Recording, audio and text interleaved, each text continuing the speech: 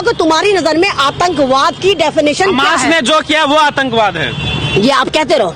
मतलब कल फिलिस्तीन ने किस तरह इजराइल ने फिलिस्तीन के बच्चों को 500 बच्चों को मार डाला, उसको आप नहीं कहेंगे, आप उसको कहेंगे जवाबी कार्रवाई। होता है भैया, इजराइल वहाँ पे सायरन बजा रहा है, वहाँ पे पर्ची डाल रहा है कि भाई सिविलियन यहाँ से निकल जाओ। तुम्हारे बाप का इलाका है जो निकल जाओ, मतलब उन्हीं की जमीनों में से वहाँ से निकल जाओ। तुम्हारे बाप का इलाका है, निकल जाओ। मतलब खाली कर दो। क्यों निकल जाओ? तुम्हारे बाप का इलाका है। भूखे नंगो कुत्तों, तुम्हारे पास टुकड़ा नहीं था। 1935 के इन भिखारियों की तस्वीरें देखो और जाके देखो कि फ्रांस में, जर्मनी में इनका किस तरह नरसंहार करा था हिटलर ने। भूल गए वो तस्वीरें? तुम तो वो लोगों गद्दार, तुम्हारी जो मदद करता तुम उसको खा जाते हो। अरे गद्दारो, तुम तो अपने खुदा के ना हुए। अरे गद्दारो, तुम तो अपने पैगंबर के ना हुए।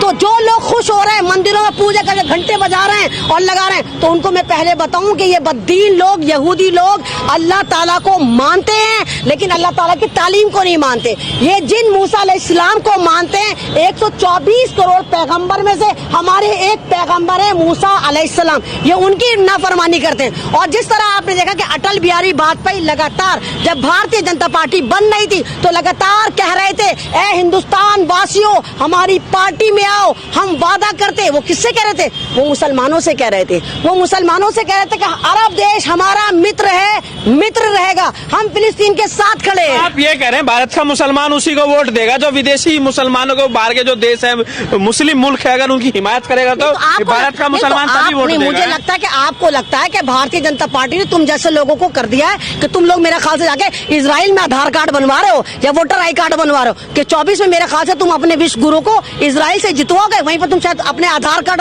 और अपने वो बनवा रहे हो पैन कार्ड वगैरह। तुम पागल हो गए हो क्या? मतलब आप ही देखिए कि मतलब क्या है।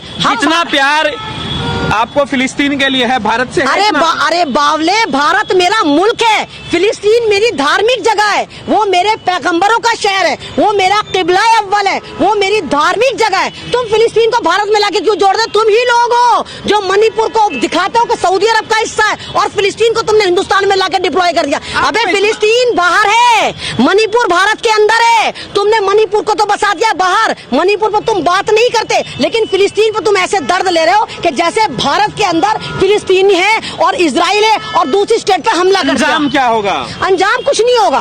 अंजाम जीत हक की होगी। लगातार 75 सालों से जुल्म हो रहा है, लगातार हो रहा है, लेकिन मैंने फिर कहा कि अल्लाह ताला सुप्रीम खुदा है, बैठा हुआ है और वो लोग मरने क्या है। दुनिया का सबसे जीदार मुसलमान, सबसे ज्यादा ईमानदार मुसलमान, सबसे ज्यादा ईमान पे कायम रहने वाला मुसलमान फिलिस्तीनी है। उनको पता है कि हमारा इंजाम, इजराइल ने लेबनान पे भी हमला कर दिया, तो उसको आतंकवाद नहीं कहोगे? आपने तो आपके मुंह से तो नहीं फूटा कि आतंकी इजराइल ने लेबनान पे हमला कर दिया? लेबनान में क्यों नहीं कहा? लेबनान का जो हिजबुल्लाह ग्रुप है नहीं, वो पहले से ही वहाँ पे तान के खड़ा है। वहाँ पे तान के खड़ा रहने पे मैं यहाँ पर तान पकड़े तो मेरे पे हमला कर दोगे? मतलब कोई भी खड़ा होगा हमला कर दोगे? यानी आतंकी मुल्क को, इजराइल को सोशल मीडिया के साथ, स्ट्रीम चैनल के साथ पूरे भारत के लोग बचाने पे तुले हुए। अब तो मोदी जी ने भी अपना स्टेटमेंट चेंज कर लिया। मोदी जी को याद आ गया कि रशिया से उन्होंने युद्ध रुकवाया था, उनको याद आ गया कि उनके प्रधानमंत्री अटल बिहारी वाजपेयी जिनके साथ हम खड़े, हम आतंक के साथ नहीं खड़े, हम अपने देश के साबिक प्रधानमंत्री अटल बिहारी वाजपेयी के साथ खड़े, जिन्होंने कहा था आई सपोर्ट फिलिस्तीन।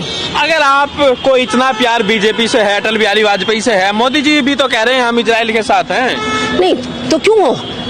गिरगिट हो क्या? हो गद्दार हो, नमक हराम हो कि कल इसका नमक खाएंगे, कल उसका नमक समय समय की बात है, समय के हिसाब से डिसीजन लिया जाता है। डिसीजन भैया खुदा तुम्हें समझे, जानवर कुत्ते बिल्ली नहीं हो, डिसीजन दिमाग से लिया जाता है। यानी तुम हमेशा कातिल के साथ खड़े हो। जहाँ मुसलमान मरता है वहाँ तुम खड़े रहते हो। मतलब जहाँ मुसलमान मरता है, मुसलमान आतंकवादी, यहाँ का आतंकवादी, वहाँ का आतंकवादी, और जहाँ मुसलमान मरता है जो दूसरा मुल्क मारता है तुम उसको कहते हैं जवाबी कार्रवाई। आपके लिए देश की नीति से ऊपर पूरी दुनिया है मुसलमान आपके लिए। देखिए देश की नीति में यहाँ कोई मतलब नहीं। मोदी जी आप ही तो, जब कोई भी मुल्क, जब मेरे भारत के किसान बैठे थे, मेरी भारत की वो रेसलर जो गोल्ड मेडल लेकर, आप दुनिया है किसी भी मुसलमान के लिए खड़े हो यार। तो पहले बात तो सुनता नहीं, अपने टांग आता है बीच में सवाल दाग देता, सुनता है नहीं बावला। जब हमारी पहलवान बैठी थी गोल्ड मेडल लेकर आई थी, तो जब अमेरिका से और दूसरे मुल्क से ट्वीट हो रहे थे तो मोदी जी ने कहा था यह हमारा आंतरिक मामला है।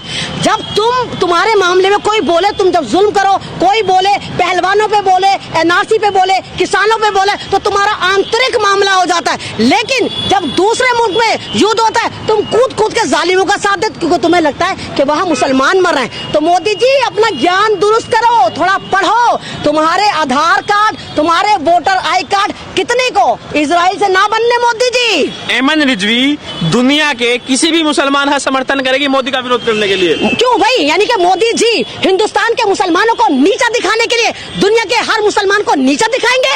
ये तो आप मोदी जी से सवाल करो कि हिंदुस्तान में मुसलमान पिटेगा, छितेगा, मॉब लिंचिंग होगी, उनको मारने के नारे लगाए दिए जाएंगे, और दुनिया में भी अगर कहीं मुसलमान पिटेगा तो मोदी जी मारने वाले के साथ खड़े होंगे। अब तक की क्या स्थिति आपको नजर आ रही है? आपको लग रहा है